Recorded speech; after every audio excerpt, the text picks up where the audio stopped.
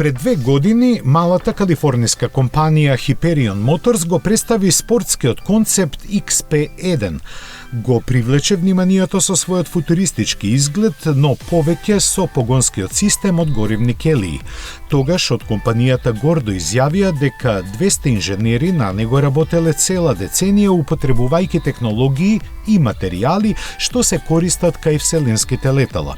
Затоа и возилото тешко само 1250 кг според нив е способно да забрза до 96 км на час за 2,2 секунди и да постигне максимални 355 км на час. Детали за погонскиот систем не се објавени, освен дека со едно полнење водород може да се поминат 1600 км. Но од тогаш за овој хиперавтомобил не се слушна ништо, се досега кога од компанијата стигна вест дека се преселиле во нов центар во кој се вложени $300 милиони. Со тоа се имаат создадено услови производството на Hyperton XP1 да започне идната година.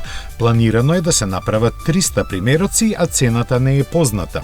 Навистина ќе биде штета ако нивните планови не се остварат и овој здиво од земачки концепт остане само во сеќавањата.